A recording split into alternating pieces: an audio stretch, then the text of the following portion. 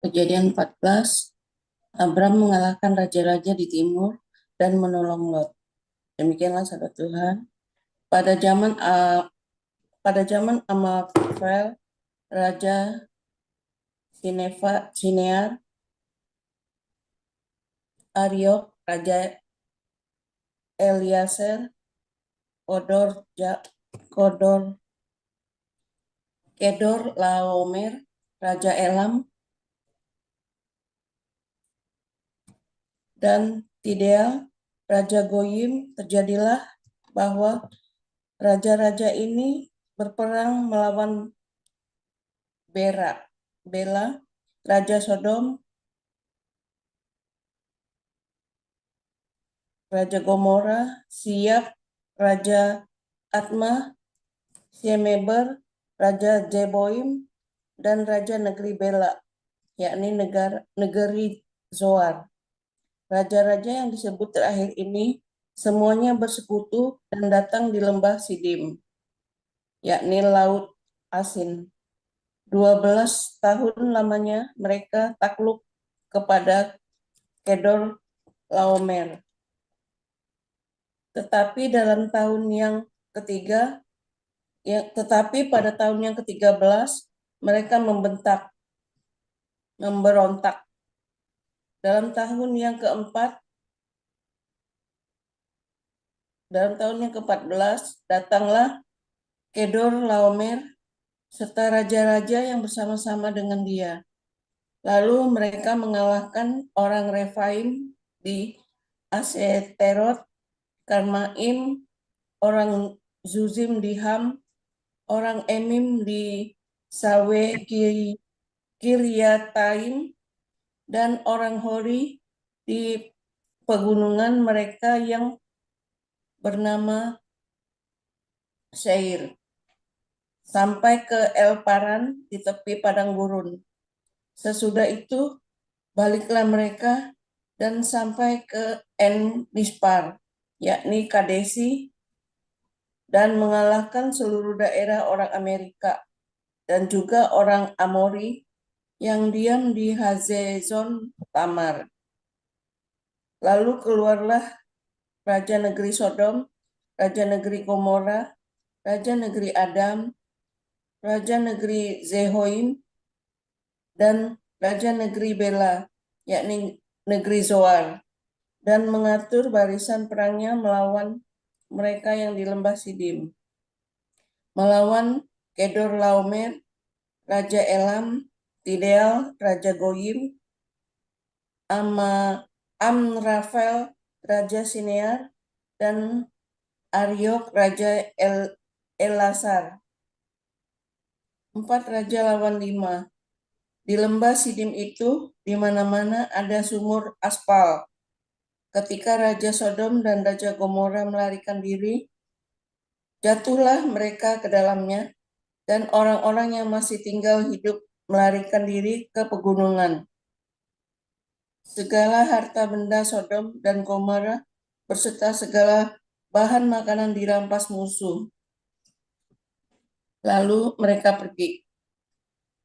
Juga Lot, anak saudara Abram, beserta harta bendanya dibawa musuh. Lalu mereka pergi, sebab Lot itu diam di Sodom. Kemudian datanglah seorang pelarian dan menceritakan hal ini kepada Abram, orang Ibrani itu, yang tinggal di dekat pohon-pohon Tarbatin, kepunyaan Mamre, orang Amori itu. Saudara Esikol dan Ater, yakni teman-teman sekutu Abram. Ketika Abram mendengar bahwa anak saudaranya terawan, maka dikerahkannya lah orang-orangnya yang terlatih, yakni mereka yang lahir di rumahnya, 318 orang banyaknya, lalu mengejar musuh-musuh ke Dan. Dan pada waktu malam berbagilah mereka, ia dan hamba-hambanya itu, untuk melawan musuh mereka, mengalahkan dan mengejar musuh sampai ke Horba di sebelah utara Damsyik. Dibawanyalah kembali segala harta benda itu dan juga Lot, anak saudaranya itu, serta harta bendanya dibawanyalah kembali. Demikian juga perempuan-perempuan dan orang-orangnya. Setelah Abram kembali dan mengalahkan Kedorlaomer dan para raja yang bersama-sama dengan dia, maka keluarlah Raja Sodom menyongsong dia ke lembah Syahwe, yakni lembah Raja Melkisedek, Raja Salem, membawa roti dan anggur. Ia seorang iman Allah yang maha tinggi. Lalu ia memberkati Abram, katanya, diberkatilah kiranya Abram oleh Allah yang maha tinggi, pencipta langit dan bumi, dan terpujilah Allah yang maha tinggi yang telah menyerahkan musuhmu ke tanganmu. Lalu Abram memberikan kepadanya sepersepuluh dari semuanya. Berkatilah Raja Sodom itu kepada Abram, berikanlah kepadaku orang-orang itu dan ambillah untukmu harta benda itu. Tetapi kata Abram kepada Raja negeri Sodom itu, aku bersumpah demi Tuhan, Allah yang maha tinggi, pencipta langit dan bumi, aku tidak akan mengambil apa-apa dari kepunyaanmu itu. Sepotong benang atau tali kasut pun tidak, supaya engkau jangan dapat berkata, aku telah membuat Abram menjadi kaya. Kalau aku, jangan sekali-kali, hanya apa yang telah dimakan oleh bujang-bujang ini, dan juga bagian orang-orang yang pergi bersama-sama dengan aku, yakni Aner, Eskol, dan Mamre. Biarlah mereka itu mengambil bagiannya masing-masing. Wahyu pasal 16. Dan aku mendengar suara yang nyaring dari dalam bait suci, berkata kepada ketujuh malaikat itu, pergilah dan tumpahkanlah ketujuh cawan murka Allah itu ke atas bumi. Maka pergilah malaikat yang pertama, dan ia menumpahkan cawannya ke atas bumi. Maka timbullah bisul yang jahat dan yang berbahaya pada semua orang yang memakai tanda dari binatang itu dan yang menyembah patungnya. Dan malaikat yang kedua menumpahkan cawannya ke atas laut. Maka airnya menjadi darah, seperti darah orang mati, dan matilah segala orang yang bernyawa, yang hidup di dalam laut. Dan malaikat yang ketiga menumpahkan cawannya atas sungai-sungai dan mata-mata air, dan semuanya menjadi darah. Dan aku mendengar malaikat yang berkuasa atas air itu berkata, adil engkau, engkau yang ada dan yang sudah ada, engkau yang kudus, yang telah menjatuhkan hukuman ini. Karena mereka telah menumpahkan darah orang-orang kudus dan para nabi, engkau juga telah memberi mereka minum darah. Hal itu wajar bagi mereka.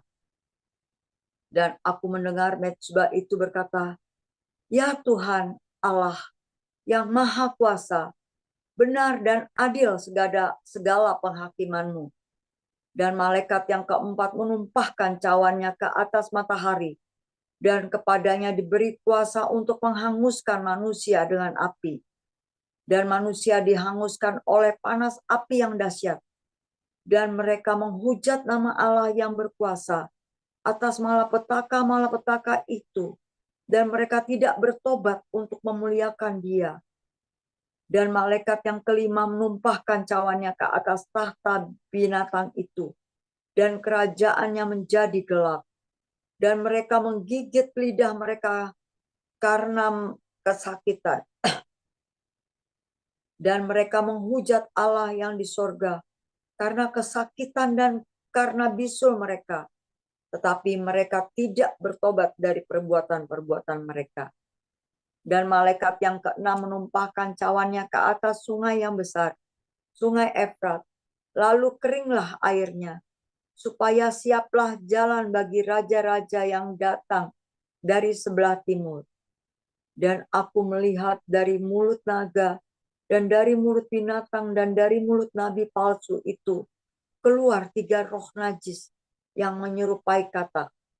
Itulah roh-roh setan yang mengadakan perbuatan-perbuatan ajaib, dan mereka pergi mendapatkan raja-raja di seluruh dunia untuk mengumpulkan mereka guna peperangan pada hari besar, yaitu hari Allah yang Maha Kuasa.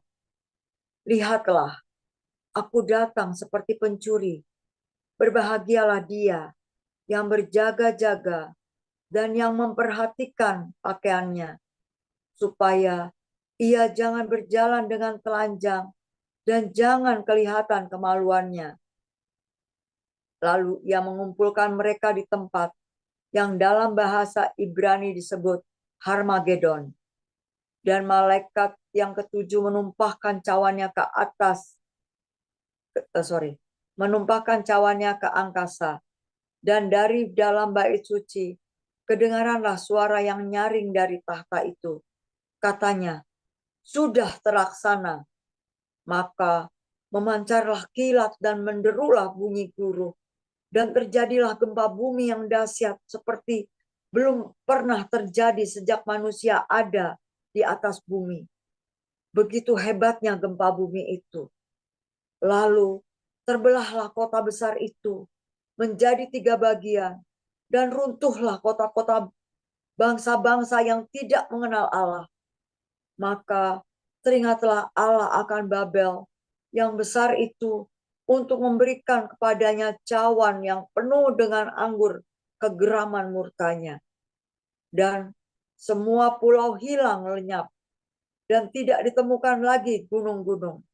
Dan hujan es besar seberat 100 pon jatuh dari langit menimpa manusia, dan manusia menghujat Allah karena malapetaka hujan es itu, sebab malapetaka itu sangat dahsyat. Ya, haleluya. Firman Tuhan selalu baru setiap pagi bagi Anda semua yang menanti-nantikan Tuhan, saudara ya. Saudara, menantikan Tuhan dengan hati kufah, dengan pengharapan yang benar, dengan ketulusan hati. Ya, dalam penantianmu, kita ini adalah seorang musafir. Anda kalau baca ke seorang penginjil terkenal, Pilgrim Progress, John Bunyan. Siapa namanya? Pilgrim Progress yang ngarang tuh. Saya lupa yang ngarang ya. Pilgrim Progress judulnya ya. Dulu itu komik bergambar. Dulu saya senang sekali baca itu ya. Pilgrim Progress. Siapa yang tahu pengarang itu Pilgrim Progress? Jadi John Bunyan, benar ya. John Bunyan itu ya, itu hebat sekali saudara ya. Itu cerita itu saya bisa memahami tulisan Paulus itu ya, gara-gara baca bukunya John Bunyan. Ini ditulis waktu jadi penjara saudara ya. John Bunyan ini waktu nulis Pilgrim Progress, ada komiknya itu ya, bagus sekali. Anda high recommended ya, beli saudara ya Pilgrim Progress komiknya itu ya, beli saudara ya, dibacanya enak, nontonnya kayak begitu baca itu seperti perjalanan hidupmu saudara ya. Nanti Pak Paulus bisa dia menjelaskan ya, si John Bunyan ini, surat-surat Paulus itu dengan perjalanan hidupnya orang Kristen ya, termasuk Apollyon, Abaddon dan segala macam itu ya. Wah, keren banget itu komik itu ya, John Bunyan ya, Pilgrim Progress, perjalanan seorang musafir. Nah, saudara, kita seorang musafir. Kalau yang menanti-nantikan janji Tuhan, Hatikvah, kamu disebut menanti-nantikan dengan benar itu bukan ada menanti-nantikan terus sambil ngebuki orang, sambil nyelakain orang ya, atau sambil nganggur-nganggur, enggak saudara ya. Anda menantikan Tuhan itu harus sambil berdiakonia, saudara, harus bersedekah. Nggak ada cara lain. Namanya menanti-nantikan Tuhan, menunjukkan bahwa kamu menantikan Tuhan, bukan menantikan yang lain. Nantikannya dengan bersedekah, saudara. Orang Islam juga, itu orang kelenteng juga. Lah, orang Islam, orang kelenteng aja sedekah lah. Kamu ngaku-ngaku anak kerajaan Allah nggak bersedekah, kan kurang ajar. Ya kan? Orang-orang yang tidak percaya Tuhan saja bersedekah lah. Kamu tidak bersedekah. Akan aneh, saudara ya. Anda mencoba membandingkan ya, beberapa orang komplain ya, wah ini ngapain kita nih ngasih orang Islam, ngasih makan seperti buang garam di lautan. Kok buang garam di lautan? Itu perintah Tuhan Yesus, saudara. Itu perintah Tuhan Yesus. Ya, itulah sebabnya Anda yang bersedekah, yang rajin sedekah itu diberkati. Ya, serius, saudara ya. Makanya Anda diberkati, rajin bersedekah. Dan itu yang cara saya menantikan Tuhan, yang saya bagikan kepada Anda dalam masa pergumulan hidup saya, yang mengerikan, yang kelam, yang gelap, gulita, benar-benar mengerikan ya. Yang nyawa itu nggak ada harganya. Saya menantikan Tuhan itu dengan cara bersedekah. Dan tidak putus sampai hari ini. Bahkan lebih hebat lagi saya mau bersedekah. Ya saudara ya. Wah, ngeri ya. Dan kayak Yusuf Mansur, sedekahnya dipek sendiri. Saya semua serahkan sama pengurus. Lihat duitnya aja enggak, saudara. Ya kan? Nah, saudara, kita cerita tadi ya, Abram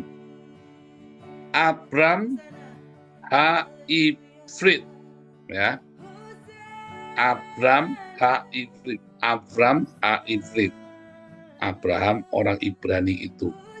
Ya, dalam Kejadian 14 ayat 13 tadi ya. Maksudnya apa, saudara? Menyeberang. Abraham yang nyebrang tuh dari sungai Efrat.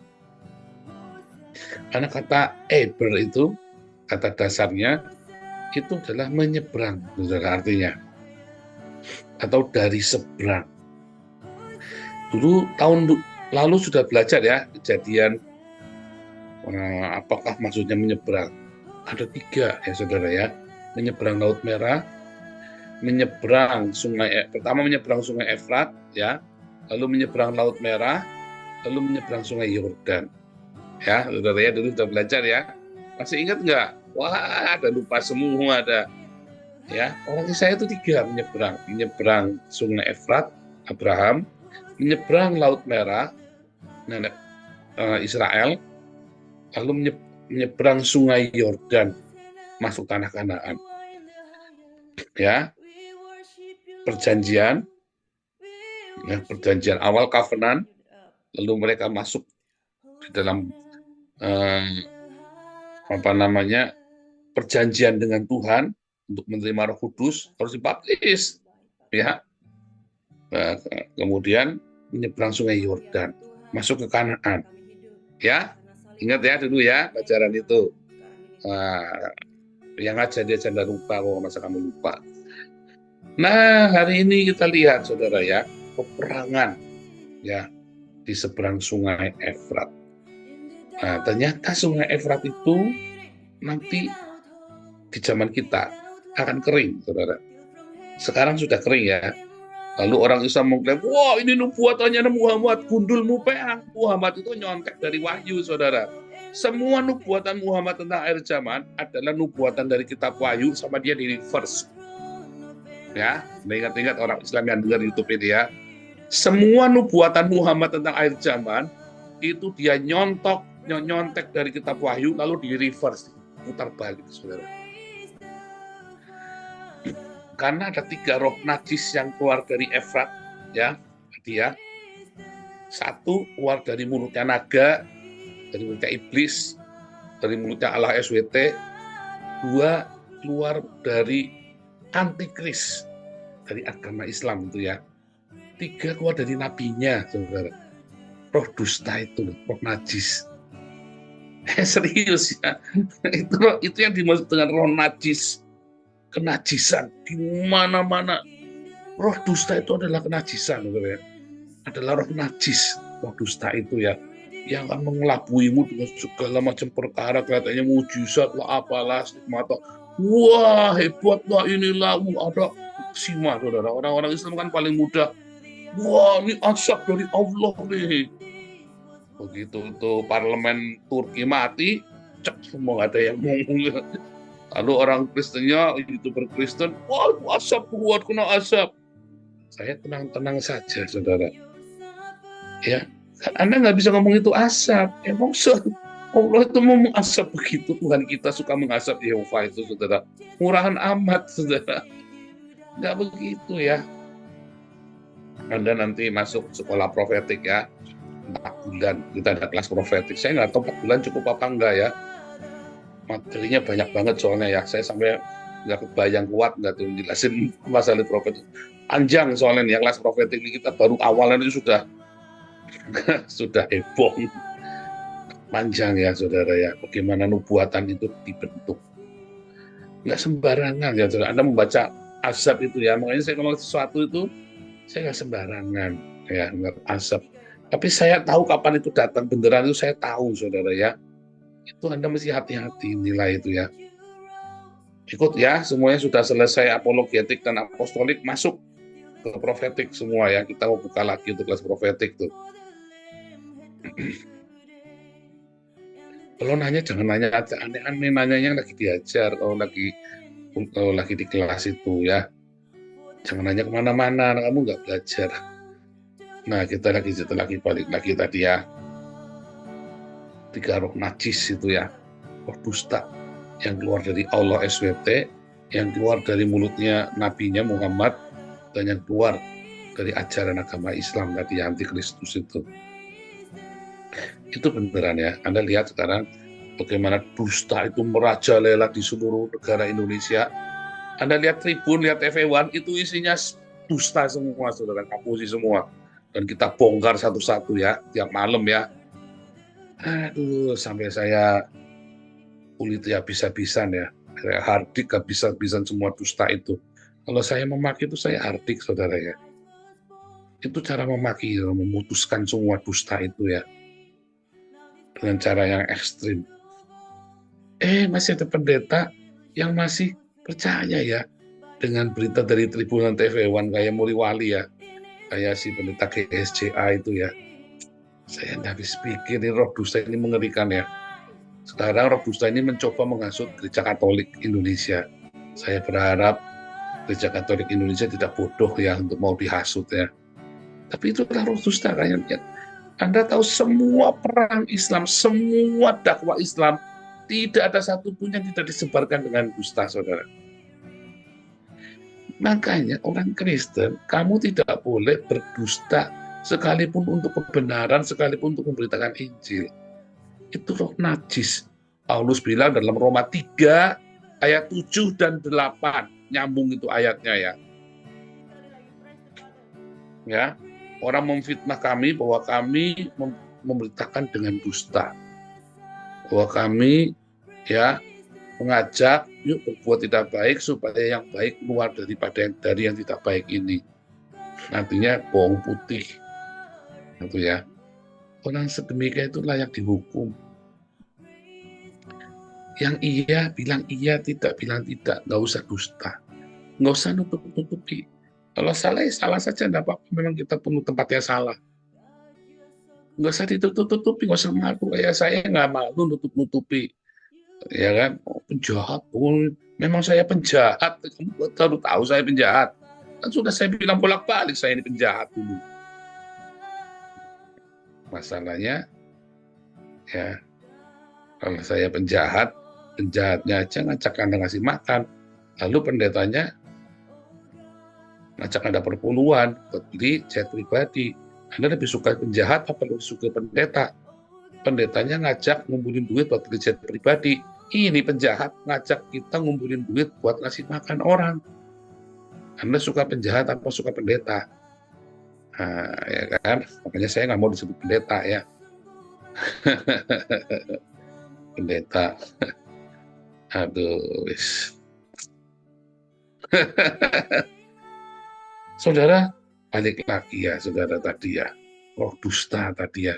Itulah peperangan kita, saudara. Saudara tahu peperangan di dalam kepala kita itu adalah peperangan antara ilusi ya dengan fakta. Apa yang bikin kamu takut, saudara? Ilusi.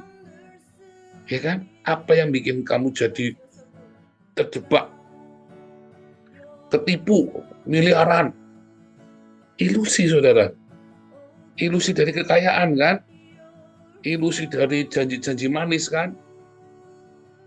Apa yang membuat kamu kejeblos dapat laki-laki siluman itu, perempuan siluman, laki-laki siluman? Karena kamu terjebak dalam ilusi hawa nafsumu dengan laki-laki itu atau dengan perempuan itu. Apa yang membuat kamu kemudian terlibat dalam banyak masalah? Karena ilusi kehidupan itu, saudara. Mengapa? Karena kamu memikirkan lebih dari yang seharusnya kamu pikirkan. Ilusi kehidupan kamu tidak real, nggak hidup dalam realita. Kamu berilusi, berdelusi, berhalusinasi. Ya, itu faktanya. Peperangan itu adalah semua di sana antara fakta dengan ilusi. Lalu pendetamu nyebut, oh kita dengan iman, jangan melihat kenyataan. Gundulmu peang, saudara. Pendetamu ngajari nggak benar. Lihat kenyataan, lalu kamu punya iman bahwa Tuhan sanggup. Memang kenyataannya aja, oh enggak, itu hanya bohong. Itu kenyataan. Itu kamu bangkrut, itu kenyataan kamu bangkrut. Terima. Banyak orang tidak bisa menerima kenyataan bahwa dia bangkrut. Oh enggak, saya enggak bangkrut. Perkataan positif, gundulmu peang, perkataan positif. Yang benar adalah hatimu harus positif. Terima fakta kamu bangkrut. Terima fakta kamu diselingkuhi. Terima fakta kalau kamu tuh hancur hidupnya. Terima dulu, berdamai. Lalu percaya, datang sama Tuhan. Dia akan pulihkan hidupmu. Itu yang benar. Waduh, saya sampai dibikin bingung sama pendeta-pendeta atau saya hancur-hancuran itu ya. Pendeta-pendeta ini ngapusi kabeh. Setelah saya berdamai, saya terima saya hancur. Baru saya dipulihkan. Berdamai dulu, terima kenyataan kamu kalah. Terima kenyataan dulu. Karena kamu tidak bersama Tuhan, maka kamu kalah. Udah terima dulu, saudara. Nah, roh dusta itu tuh, ya, itulah peperangan di Sungai Efrat itu nanti, saudara. Nanti ini secara faktanya juga ya, lihat ya, ini kan dunia aman damai, ya, seluruh dunia aman damai. Tiba-tiba, boom, dan Sungai Efrat kering. Salah satu tanda ini kan Sungai Efrat sudah mulai kering kan, sudah separuh debit airnya kan, tinggal separuh kan, Sungai Efrat kan. Itu sudah pertanda akhir zaman nih sebentar lagi ya. Itu kering itu roh najis itu keluar semua tuh, kodok tuh ya. Kodok itu keluar semua dari Sungai Efrat itu karena kering kan. Jadi rawa kan. Tadinya sungai besar jadi rawa. Dulu tuh sungai itu besar sekali ya, sampai kalau ada orang nyebrang itu, wah ini manusia setengah dewa nih yang bisa nyeberangi Sungai Efrat. Abraham bawa ternaknya itu supaya